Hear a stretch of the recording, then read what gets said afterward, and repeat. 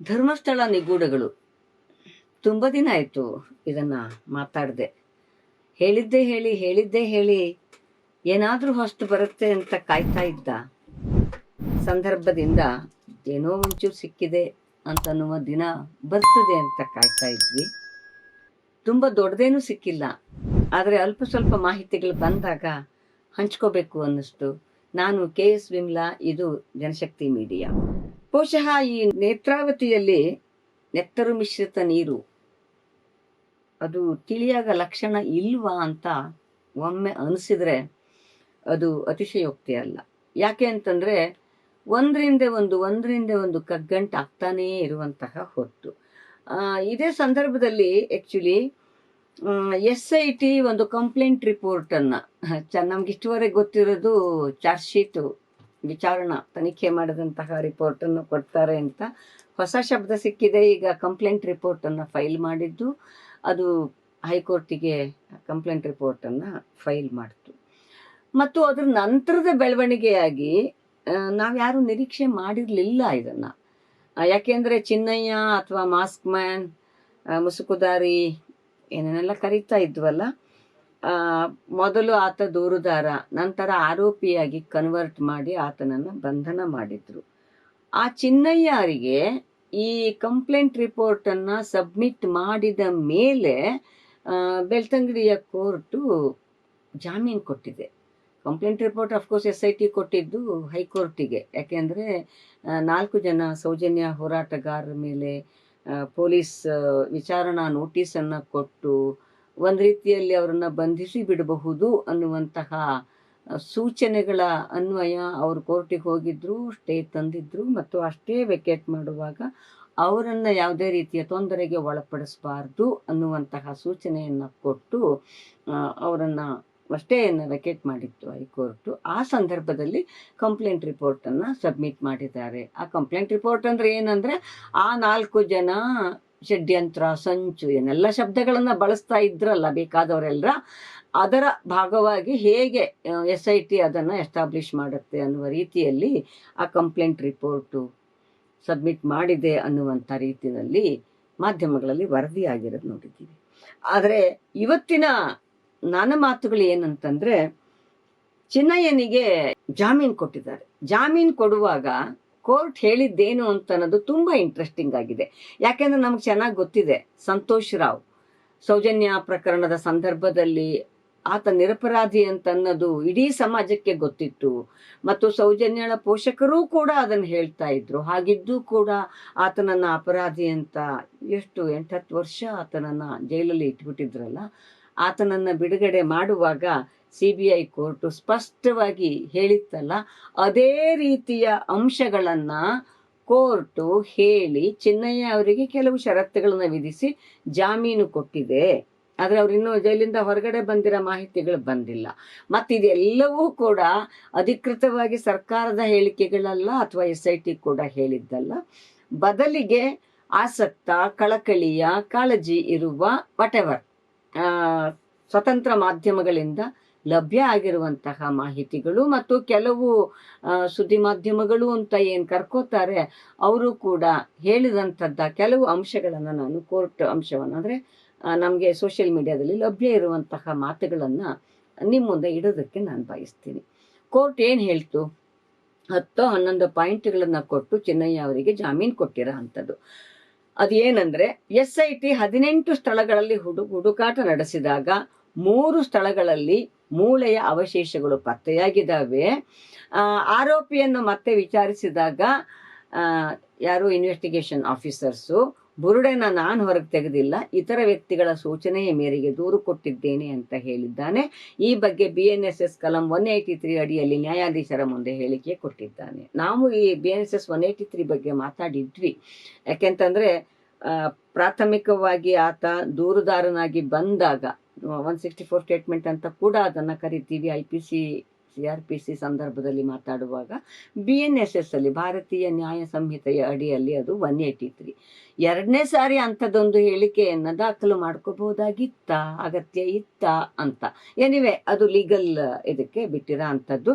But ಅದನ್ನು ಆತ ಸ್ಟೇಟ್ಮೆಂಟಲ್ಲಿ ಅದನ್ನು ಹೇಳಿದ್ದಾನೆ ಅನ್ನುವಂತಹ ಒಂದು ಕಾರಣವನ್ನು ಕೋರ್ಟು ಮುಂದೆ ಮಾಡಿದೆ ಜಾಮೀನು ಕೊಡಲಿಕ್ಕೆ.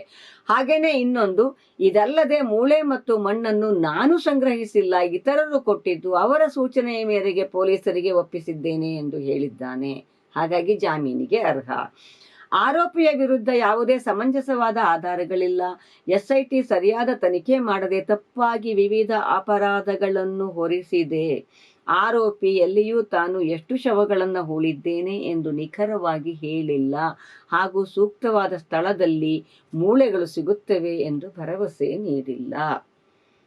ಗೊತ್ತಿಲ್ಲ, ಮಾಧ್ಯಮಗಳಲ್ಲಿ ವರದಿಯಾಗಿದ್ದನ್ನು ನಿಮ್ಗೆ ಹೇಳ್ತಾ ಇರೋ ಅಂಥದ್ದು. ಆದರೆ ಕೋರ್ಟಿಗೆ ಅನಿಸಿದೆ ಈ ಎಲ್ಲ ಕಾರಣಗಳಿಂದಾಗಿ ದೂರುದಾರನಾಗಿ ಬಂದ ಆತನನ್ನು ಅಪರಾಧಿಯನ್ನಾಗಿ ಅಥವಾ ಆರೋಪವನ್ನು ಹೊರಿಸಿ ಜೈಲಿಗೆ ಕಳಿಸ್ಬೇಕಾದ ಅಗತ್ಯ ಇರಲಿಲ್ಲ ಅಂತ ಅನಿಸಿದ್ದಿರಬಹುದು. ಹಾಗಾಗಿ ಜಾಮೀನು ಕೊಟ್ಟಿದೆ.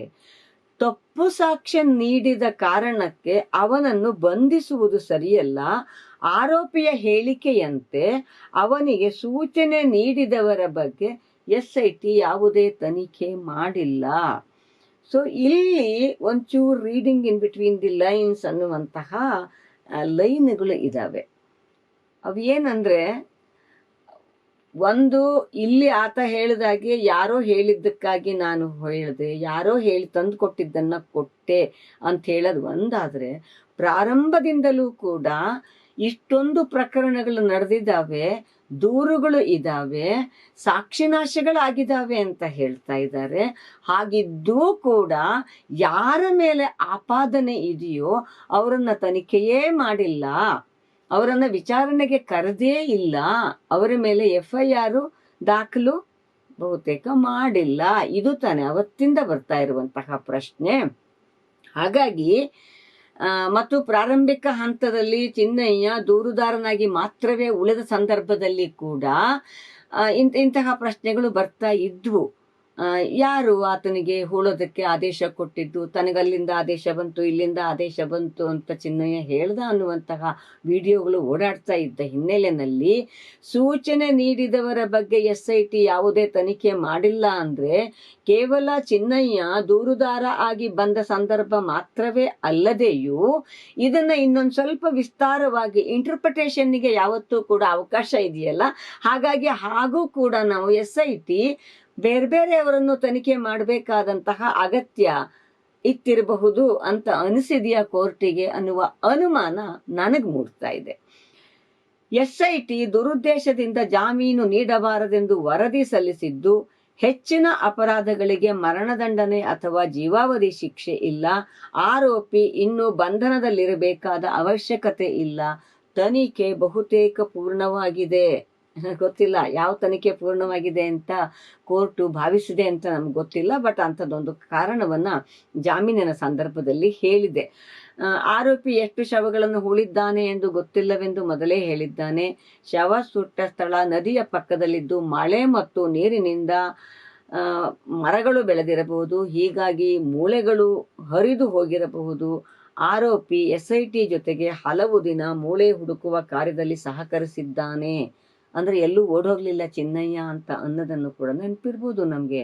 ಪ್ರಾರಂಭಿಕ ಹಂತದಲ್ಲಿ ವಕೀಲರ ಜೊತೆಗೆ ಪೊಲೀಸ್ ಸ್ಟೇಷನ್ನಿಗೆ ಹೋದಂತಹ ಚಿನ್ನಯ್ಯ ಅವನನ್ನು ಯಾಕೆ ನೀವು ಕಸ್ಟಡಿಗೆ ತಗೊಂಡಿಲ್ಲ, ಜೊತೆಗೆ ಯಾಕೆ ಉಳಿಸ್ಕೊಂಡಿಲ್ಲ, ವಿಚಾರಣೆ ನಡೆಸಬೇಕಿತ್ತಲ್ಲ, ತನಿಖೆ ಮಾಡಬೇಕಿತ್ತಲ್ಲ ಪ್ರಕರಣದ್ದು ಅನ್ನುವಂತಹ ಪ್ರಶ್ನೆಗಳು ಎದ್ದಾಗ ಆತ ಎಲ್ಲಿದ್ದಾನೆ ಅನ್ನುವಂತಹ ಮಾಹಿತಿ ಇಲ್ಲ ಅನ್ನುವಂತಹ ಅಂಶಗಳನ್ನು ಕೂಡ ಹೇಳಿಬಿಟ್ಟಿತ್ತು.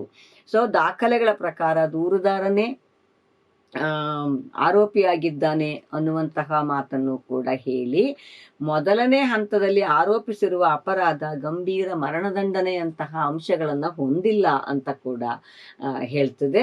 ಮತ್ತು 3 ತಿಂಗಳಿಂದ ಬಂಧನದಲ್ಲಿದ್ದಾನೆ, 13 ದಿನ ಮಾತ್ರ ಪೊಲೀಸ್ ಕಸ್ಟಡಿಯಲ್ಲಿದ್ದ, ಮುಂದಿನ ಕಸ್ಟಡಿ ಬೇಡ ಅಂತ ಪೊಲೀಸರು ಹೇಳಿ ಯಾವುದೇ ಕಾರಣವನ್ನು ಅದಕ್ಕೆ ಹೇಳಿಲ್ಲ ಅಂತ ಕೂಡ ಹೇಳ್ತಾ, ಆರೋಪಿ ಶಾಶ್ವತ ವಿಳಾಸದಲ್ಲೇ ಇದ್ದಾನೆ, ಅವನ ಹಾಜರಾತಿಯನ್ನು ಕಲ್ಪಿಸಿಕೊಳ್ಳಬಹುದು. ಸಾಕ್ಷಿದಾರರಿಗೆ ಧಮಕಿ ಕೊಡಲಿದ್ದಾನೆ ಎಂಬ ಆಧಾರವಿಲ್ಲ. ಜೈಲು ಅಪವಾದ, ಜಾಮೀನು ನಿಯಮ ಎಂಬ ತತ್ವ ಅನ್ವಯಿಸುತ್ತದೆ ಅನ್ನೋದನ್ನು ಕೂಡ ಕೋರ್ಟ್ ಹೇಳಿದೆ. ಜಾಮೀನು ನೀಡದಿದ್ದರೆ ಮುಂಚಿತ ಶಿಕ್ಷೆಯಂತಾಗುತ್ತದೆ. ಸರ್ಕಾರದ ಆತಂಕಗಳನ್ನು ಷರತ್ತುಗಳ ಮೂಲಕ ತಡೆಗಟ್ಟಬಹುದು. ಹೀಗಾಗಿ ಜಾಮೀನು ನೀಡುವುದು ಸಮಂಜಸ ಎನ್ನುವ ಮಾತನ್ನ ಕೋರ್ಟ್ ಹೇಳಿ ಆತನಿಗೆ ಜಾಮೀನು ಕೊಟ್ಟಿದೆ.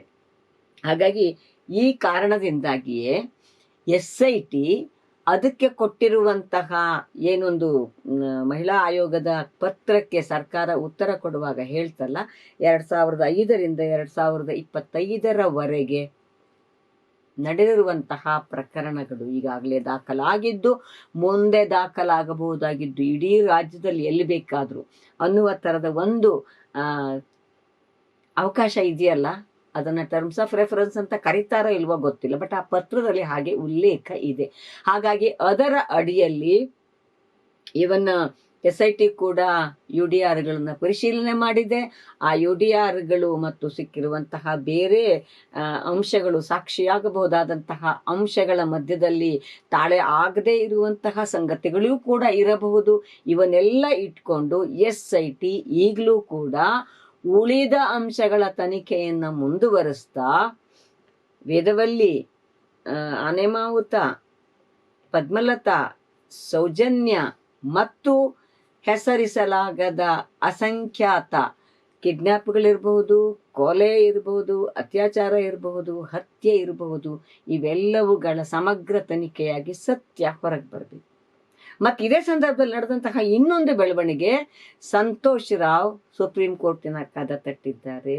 ಕುಸುಮಾವತಿ ಕೂಡ, ಸೌಜನ್ಯ ತಾಯಿ, ಸುಪ್ರೀಂ ಕೋರ್ಟಿನ ಕದ ತಟ್ಟಿದ್ದಾರೆ. ನೋಡೋಣ ಸುಪ್ರೀಂ ಕೋರ್ಟಲ್ಲಿ ನ್ಯಾಯದೇವತೆ ಹೇಗೆ ಬಾಗಿಲು ಕಾದ್ಕೊಂಡು ಕೂತಿರ್ತಾರೆ ಮತ್ತು ನ್ಯಾಯವನ್ನು ಕೊಡೋದಕ್ಕೆ ನಿಷ್ಠುರ ನ್ಯಾಯವಾದಿಯಾಗಿ ನಿಲ್ಲುತ್ತಾ ಅನ್ನೋದನ್ನು ಕೂಡ ನೋಡಬೇಕು. ಆದರೆ ಇದೇ ಸಂದರ್ಭದಲ್ಲಿ ಕೊಂದವರಾರು ಅನ್ನುವ ಪ್ರಶ್ನೆಯನ್ನು ಇಟ್ಕೊಂಡು ಒಂದು ಅಭಿಯಾನ ನಡೀತಾ ಇರೋದು.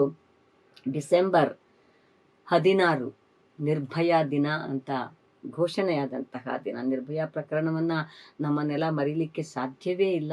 ಸೊ ಆ ನಿರ್ಭಯಳ ಹೆಸರಿನಲ್ಲಿ ಡಿಸೆಂಬರ್ 16ಕ್ಕೆ ಏನೊಂದು ದಿನವನ್ನು ಘೋಷಿಸಿದೆ, ಆ ದಿನ ಬೆಳ್ತಂಗಡಿಯಲ್ಲಿ, ಸೌಜನ್ಯಳ ನೆಲದಲ್ಲಿ, ವೇದವಲ್ಲಿಯ ನೆಲದಲ್ಲಿ, ಯಮುನಾಳ ನೆಲದಲ್ಲಿ, ಪದ್ಮಲತಾಳ ನೆಲದಲ್ಲಿ ಮತ್ತು ಅಸಂಖ್ಯಾತ ಸಾವನ್ನಪ್ಪಿದ, ಹತ್ಯೆಗೆ ಒಳಗಾದ, ಅತ್ಯಾಚಾರಕ್ಕೆ ಒಳಗಾದ, ಕಾಣೆಯಾದ ಹೆಣ್ಣು ಮಕ್ಕಳ ಧ್ವನಿಯಾಗಿ ಒಂದು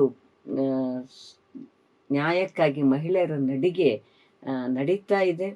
ಅಲ್ಲಿ ಕೂಡ ಮತ್ತೆ ಮತ್ತೆ ಮತ್ತೆ ಮತ್ತೆ ಈ ಎಲ್ಲ ಪ್ರಶ್ನೆಗಳನ್ನು ನಾವು ಸರ್ಕಾರಕ್ಕೆ ಮತ್ತು ಸಮಾಜಕ್ಕೆ ಕೇಳ್ತೀವಿ ಅಂತನ್ನುವಂಥದ್ದನ್ನು ಆ ಅಭಿಯಾನವನ್ನು ಪ್ರಯೋಜನೆ ಮಾಡಿದಂತಹ ಹಲವಾರು ಸಂಘ ಸಂಸ್ಥೆಗಳು ಹೇಳ್ತಾ ಇರೋಂತಹ ಹೊತ್ತು ನಮಗೆ ಬೇಕಾಗಿರೋದಿಷ್ಟೇ, ನ್ಯಾಯನಿಷ್ಠುರಗಳಾಗಿ ನಿಲ್ಲಬೇಕು. ನಾವು ಸತ್ಯಕ್ಕೆ ತಲೆಬಾಗಬೇಕು, ಅಸತ್ಯದ ಜೊತೆ ನಿಲ್ಲಬಾರದು. ಹಾಗಾಗಿ ಸರ್ಕಾರವನ್ನು ಕೇಳ್ತೀವಿ, SITಗೆ ಫ್ರೀ ಹ್ಯಾಂಡ್ ಕೊಡಿ, SITಯ ದಾರಿಯನ್ನು ತಪ್ಪಿಸಬೇಡಿ, SITಗೆ ಪ್ರತ್ಯಕ್ಷ ಪರೋಕ್ಷ ಸೂಚನೆಗಳನ್ನು ಕೊಟ್ಟು ನಡೆದಿರುವಂತಹ ಘಟನೆಗಳನ್ನು ಶಾಶ್ವತವಾಗಿ ಮುಚ್ಚುವಂತಹ ಕೆಲಸವನ್ನು ಮಾಡಬೇಡಿ ಅಂತ ಕಾಳಜಿಯುಳ್ಳಂತಹ ಸಮಾಜ ಕೇಳ್ತಾ ಇದೆ. ಜನಶಕ್ತಿ ಮೀಡಿಯಾ ಅದಕ್ಕೆ ಧ್ವನಿಯನ್ನು ಸೇರಿಸ್ತಾ ಇದೆ. ಸೊ ನಮ್ಮ ನಿರೀಕ್ಷೆ ಜನ ಕೂಡ ಆ ಧ್ವನಿಯನ್ನು ಸೇರಿಸಬೇಕು. ಆ ಮೂಲಕ ಹತ್ಯಾಕಾಂಡ ಕೊನೆಗೊಳ್ಳಬೇಕು, ಅತ್ಯಾಚಾರ ಕೊನೆಗೊಳ್ಳಬೇಕು. ಅಂಥದ್ದೊಂದು ನಡೆಗೆ ನಮ್ಮ ಜೊತೆಗೆ ನೀವು ಬನ್ನಿ ಅಂತ ಹೇಳ್ತಾ ಮಾತು ಮುಗಿಸೋದಕ್ಕಿಂತ ಮುಂಚೆ, ನೀವಿನ್ನು ಜನಶಕ್ತಿ ಮೀಡಿಯಾಕ್ಕೆ ಸಬ್ಸ್ಕ್ರೈಬರ್ಸ್ ಆಗಿಲ್ಲದೆ ಇದ್ರೆ ಪಕ್ಕದಲ್ಲಿರೋ ಬೆಲ್ ಐಕಾನನ್ನು ಒತ್ತಿ ಮತ್ತು ಜಾಯಿನ್ ಆಗಿ ಅಂತ ಒಂದು ಸಣ್ಣ ವರ್ಡ್ ಇದೆ. ನೀವು ಜಾಯಿನ್ ಆದರೆ ನಮ್ಮ ಜೊತೆಗೆ ನೀವು ಕೂಡ ಕೈ ಜೋಡಿಸಿದಾಗತ್ತೆ. ನಮಸ್ಕಾರ.